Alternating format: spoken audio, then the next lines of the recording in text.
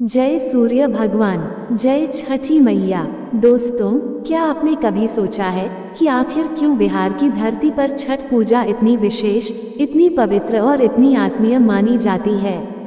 जब सूर्य की सुनहरी किरणें गंगा के जल को चूमती हैं और घाटों पर लाखों दीप झिलमिलाने लगते हैं, तब ऐसा लगता है जैसे खुद प्रकृति भी इस आस्था में डूब गई हो। छठ पूजा केवल एक पर्व नहीं, ये बिहार के हृदय की धड़कन है। यह उस मिट्टी की खुशबू है जिसमें तप, संयम और भक्ति का गूढ़ रहस्य छिपा है। यहाँ की हर स्त्री जब निर्जल व्रत रखकर सूर्य देव को अर्घ्य देती है, तो मानो उसकी श्रद्धा से सारा आकाश गूंज उठता है, उठो हे सूरज देव। पटना, भागलपुर, दरभंगा, मुजफ्फरपुर से लेकर हर छोटे गांव तक जहाँ भी गंगा या कोई पोखरा है, वहाँ छठ मैया का गीत गूंजता है। ये पर्व दिखावे का नहीं, अनुशासन और पवित्रता का है, जहाँ हर व्रती अपने मन, तन और घर को शुद्ध करता है ताकि सूर्य देव को निर्मल भाव से नमन कर सके। कहा जाता है, बिहार की मिट्टी में छठ समाई है। यहाँ बच्चे भी जानते हैं कि डूबते सूरज को अर्घ्य देना कृतज्ञता का प्रतीक है और उगते सूरज को अर्घ्य देना आशा का। यही तो बिहार की पहचान है, जहाँ विश्वास सिर्फ पूजा में नहीं, जीवन के हर पल में बसता है। जब घाटों पर आरती की लौ थरथराती है, तब लगता है जैसे हर दीपक में माँ छठी मैया मुस्कुरा रही हों, कहती हों, जहाँ श्रम है वहाँ सुख है, जहाँ संयम है वहाँ साक्षात सूर्य है।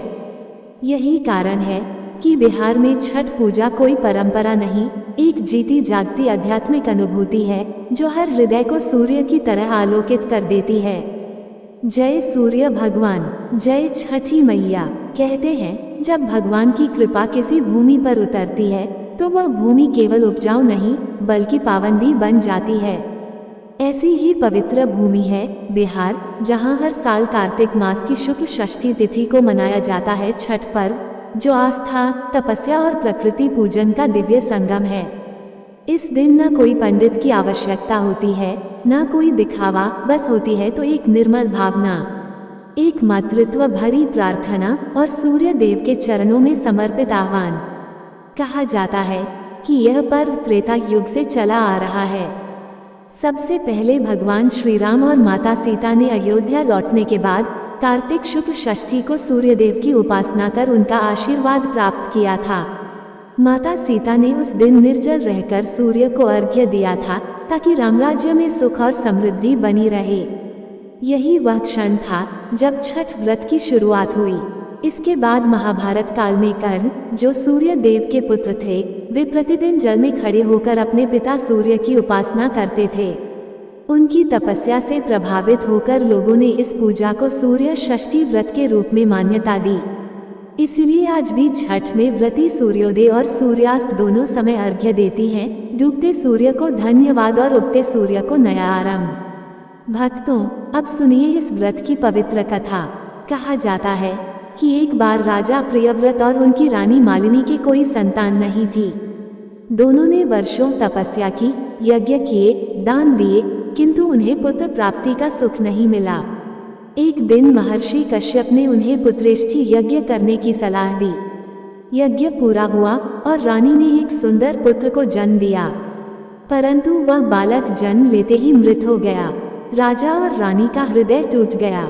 उसी समय आकाश से एक दिव्य तेज प्रकट हुआ और वहां प्रकट हुई छठी देवी, जो स्वयं ब्रह्मा की मानस पुत्री थी। देवी ने कहा, राजन, मैं षष्ठी देवी हूँ, समस्त जीवों की रक्षक। यदि तुम मेरी विधिपूर्वक पूजा करोगे तो तुम्हें जीवित संतान प्राप्त होगी। राजा ने श्रद्धा से देवी की पूजा की और कुछ ही दिनों में उन्हें जीवित पुत्र प्राप्त हुआ। तभी से मानव जाति में ये परंपरा आरंभ हुई कि कार्तिक मास की षष्ठी को छठी मैया की उपासना की जाए। इस व्रत की सबसे बड़ी विशेषता यह है कि इसे किसी स्वार्थ से नहीं बल्कि संपूर्ण परिवार की सुख, शांति और संतानों की दीर्घायु के लिए किया जाता है।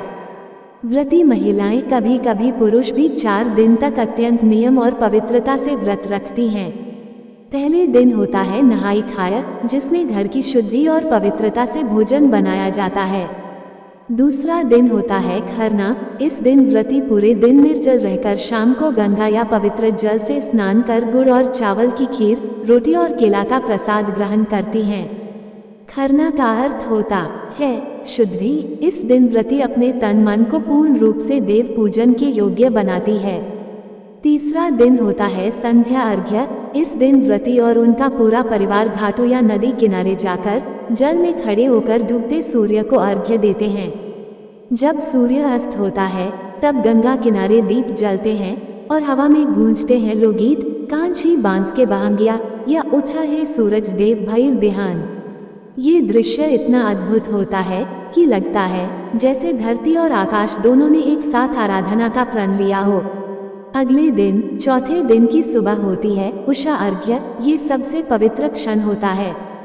व्रती प्रातः काल सूर्योदय से पहले घाट पर पहुंचती हैं और जब सूर्य की पहली किरण जल पर पड़ती है तो वे दोनों हाथ जोड़कर सूर्य को अर्घ्य देती हैं, अपने परिवार, समाज और समस्त प्राणियों की मंगल कामना करती हैं। इस क्षण पूरा बिहार एक साथ सूर्य को प्रणाम करता है, मानो सारा राज्य एक विशाल मंदिर बन गया हो। छठ पूजा की सुंदरता इस बात में है कि यह शुद्ध भक्ति और आत्मबल का उत्सव है। यहाँ कोई मूर्ति नहीं, कोई पंडित नहीं, कोई दिखावा नहीं, केवल श्रद्धा, सच्चाई और अनुशासन है। इस व्रत में व्रती स्वयं ही पुजारी होती है, स्वयं ही साधक और स्वयं ही साध्य। ये पर्व हमें सिखाता है कि जब मन निर्मल हो तो भगवान स्वयं आपके समीप आ जाते हैं। बिहार की गलियों में, गांवों में, हर छत और हर घाट पर इस समय एक ही भावना बहती है, जय छठी मैया, जय सूर्य भगवान। जब सूर्य देव की किरणें जल में झिलमिलाती हैं तो ऐसा लगता है जैसे खुद ईश्वर मुस्कुरा रहे हों, आशीर्वाद दे रहे हों कि तुम्हारा जीवन भी इसी जल की तरह निर्मल, इसी सूर्य की तरह उज्ज्वल और इसी भक्ति की तरह अडिग रहे। यही छठ पूजा का संदेश है, यही बिहार की आत्मा है। सादगी में ईश्वर, श्रद्धा में शक्ति और संयम में सौंदर्य। जय छठी मैया की जय। दोस्तों, अब मैं आपको सुनाने जा रही हूँ एक ऐसी कथा जो श्रद्धा, तपस्या और भक्ति की मिसाल है। ये कहानी है एक ब्राह्मण और उसकी धर्मपत्नी अहिल्या की, जिनके जीवन में छठी मैया के व्रत ने चमत्कार कर दिया। बहुत समय पहले बिहार के एक छोटे से गांव में एक ब्राह्मण दंपति रहता था, अहिल्या नारायण और उनकी पत्नी अहिल्या। दोनों ही बड़े भक्त थे, सत्य बोलते, दान देते और हर देवता की पूजा करते थे। लेकिन उनके जीवन में एक कमी थी, उनके कोई संतान नहीं थी। वर्षों तक उन्होंने हर देवता से प्रार्थना की, हर व्रत रखा, हर तीर्थ गए, परंतु पुत्र प्राप्ति नहीं हुई।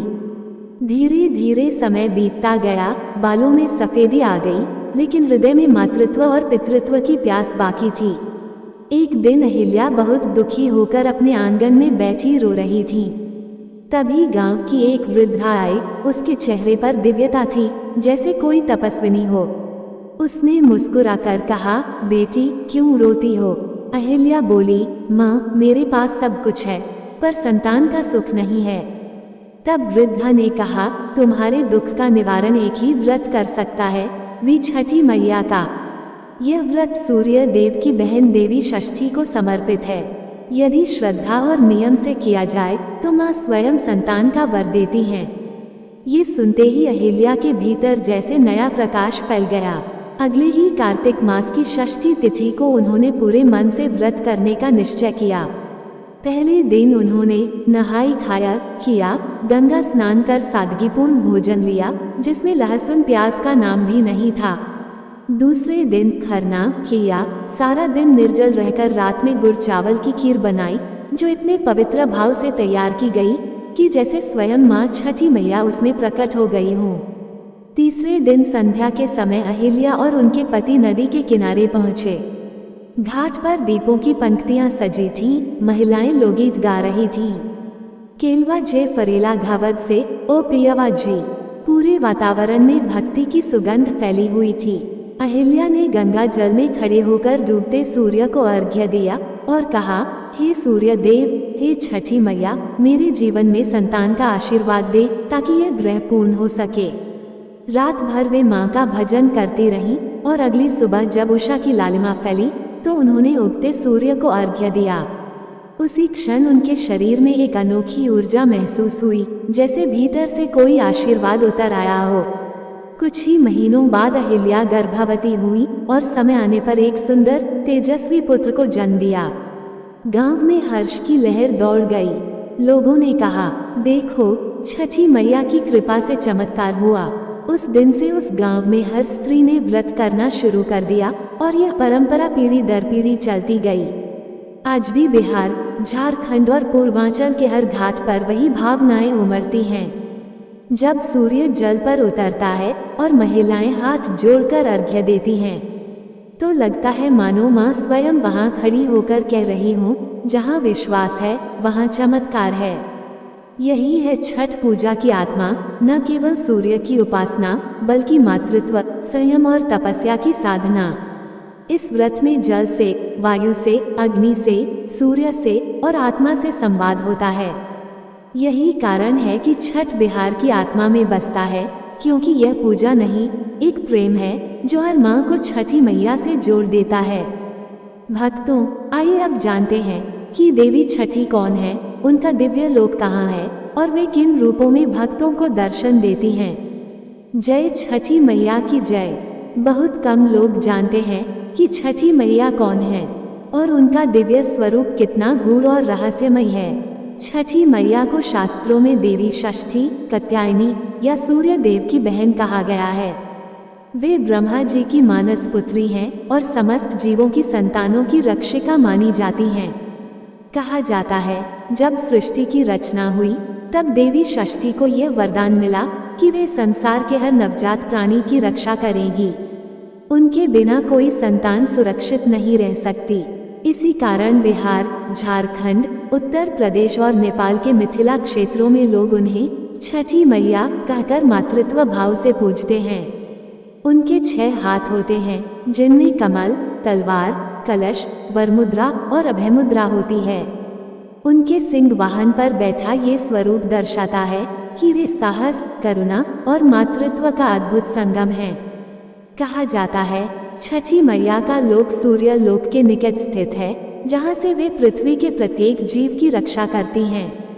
जब कोई माता मन से छठ व्रत करती है तो देवी स्वयं उसके घर आती हैं, उसके द्वार पर खड़ी होकर आशीर्वाद देती हैं। तेरे पुत्र दीर्घायु हों, तेरे घर में सुख और शांति बनी रहे। छठी मैया सूर्य की शक्ति की प्रतीक हैं। वे प्रकाश, स्वास्थ्य और जीवन की अधिष्ठात्री हैं।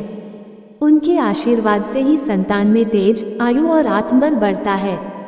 बिहार में कहा जाता है, छठी मैया के बिना सूर्य भी अधूरा है, क्योंकि जहाँ सूर्य ऊर्जा देते हैं वहीं छठी मैया उस ऊर्जा को मातृत्व में बदल देती हैं। जो व्रती पूरे नियम, संयम और श्रद्धा से छठ करती है, उसके जीवन से अंधकार मिट जाता है, जैसे सूर्य की पहली किरण रात को समाप्त कर देती है। इसलिए छठ पूजा केवल सूर्य उपासना नहीं, बल्कि छठी मैया के मातृत्व का उत्सव है, जहाँ हर दीपक में उनकी मुस्कान होती है, हर गीत में उनका आशीर्वाद और हर अर्घ्य में उनकी कृपा बहती है।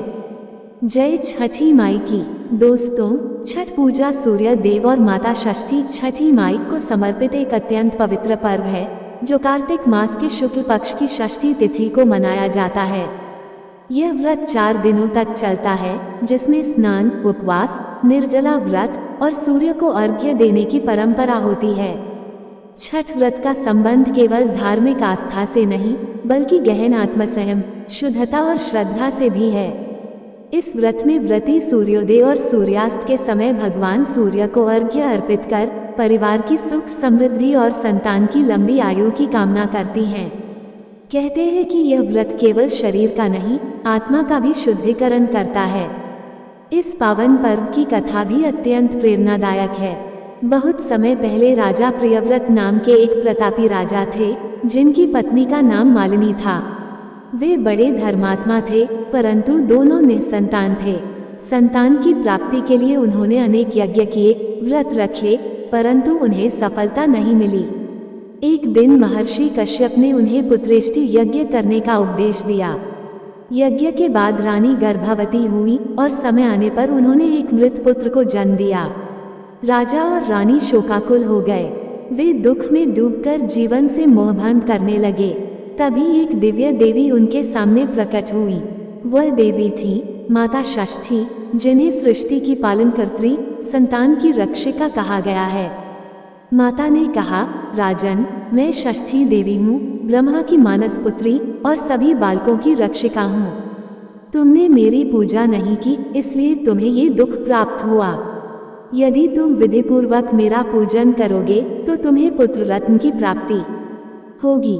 ये सुनकर राजा प्रियव्रत ने श्रद्धापूर्वक माता षष्ठी की पूजा की और अगले वर्ष उनके यहाँ एक सुंदर पुत्र उत्पन्न हुआ।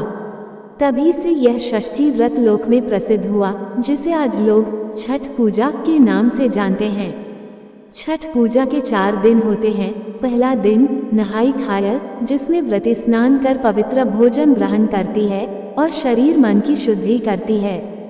दूसरा दिन खरना कहलाता है, जिसमें व्रती पूरे दिन निर्जल उपवास करती है और सूर्यास्त के बाद गुड़ चावल की खीर और रोटी से भगवान सूर्य को भोग लगाकर प्रसाद ग्रहण करती है। तीसरे दिन संध्या अर्घ्य होता है, जब व्रती डूबते सूर्य को नदी या तालाब में खड़े होकर अर्घ्य देती हैं और लोक कल्याण की कामना करती हैं। चौथे दिन उषा अर्घ्य यानी उगते सूर्य को अर्घ्य दिया जाता है। ये क्षण अत्यंत दिव्य और भावपूर्ण होता है। उगते सूर्य की सुनहरी किरणें जब घाट पर स्नान करती व्रती महिलाओं के माथे पर पड़ती हैं, तो ऐसा लगता है मानो आकाश स्वयं इस व्रत का आशीर्वाद दे रहा हो।